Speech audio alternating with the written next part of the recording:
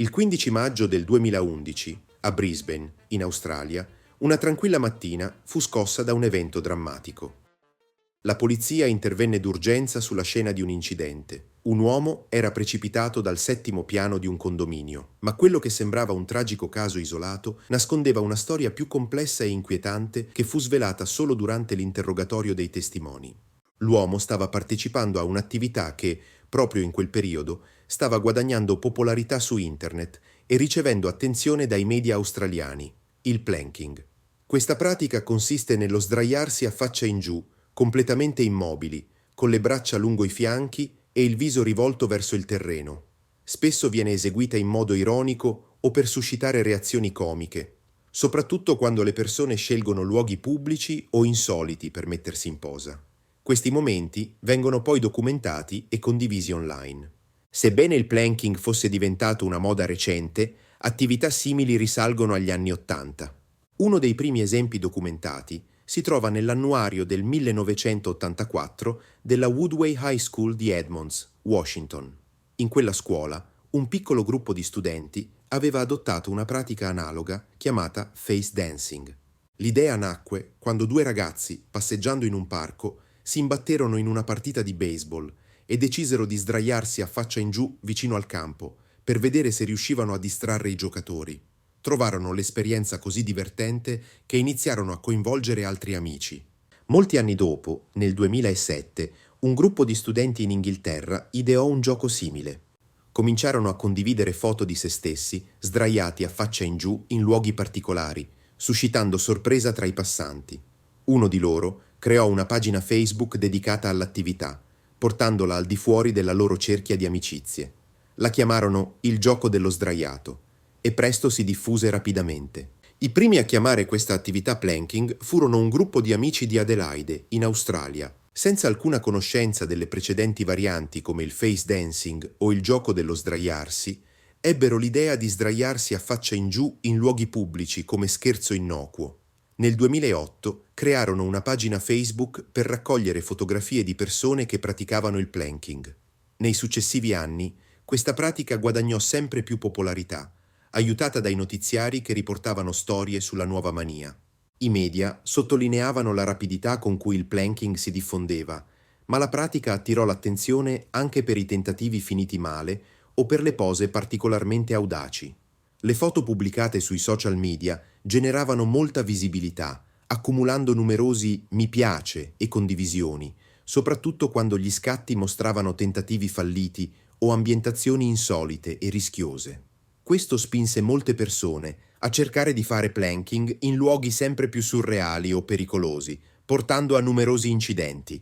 Mentre molte fotografie e video venivano condivisi su piattaforme come Facebook, Twitter e YouTube, emersero anche siti indipendenti dedicati a raccogliere, valutare e recensire i tentativi di planking più interessanti. Tuttavia, l'aumento di popolarità portò anche a episodi gravi. Uno dei primi incidenti significativi riguardò un ragazzo italiano di 18 anni che cadde dal tetto di un edificio su una tenda da sole, precipitando infine a terra per un totale di 10 metri. La caduta gli provocò un grave trauma alla milza, che richiese la rimozione dell'organo, lasciandolo più vulnerabile alle infezioni per il resto della sua vita. Un altro episodio coinvolse un ragazzo americano di 17 anni che cadde da un balcone al secondo piano, precipitando sulla schiena da un'altezza di 7 metri. Anche se sopravvisse e si riprese, dovette subire la rimozione di un rene a causa di un'emorragia interna.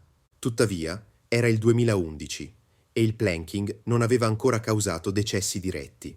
Nelle prime ore del 15 maggio di quell'anno, il ventenne australiano Acton Bill e un amico stavano tornando a casa dopo una serata fuori a Brisbane. Durante il tragitto, avevano sperimentato diverse pose di planking per divertimento. Acton era stato introdotto all'idea del planking appena una settimana prima da un membro del gruppo Facebook della Brisbane Planking Association. In quell'occasione aveva fatto planking in un parco locale, trovando l'esperienza piacevole e divertente.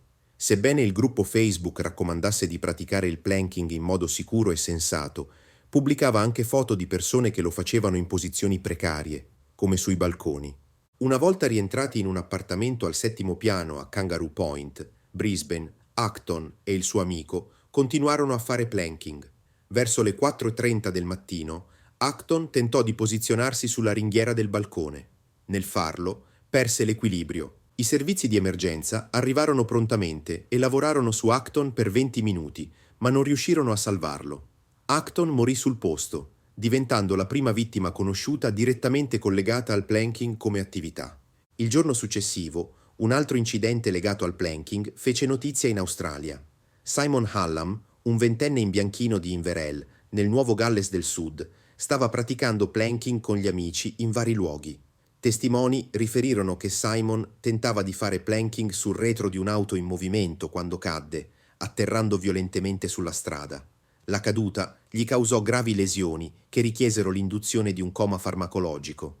I medici dichiararono che le ferite di Simon erano gravi e non potevano garantire un pieno recupero.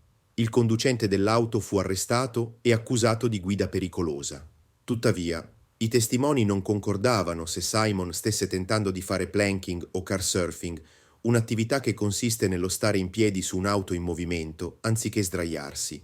Indipendentemente dalla causa esatta dell'incidente, l'episodio fu ampiamente riportato come legato al planking.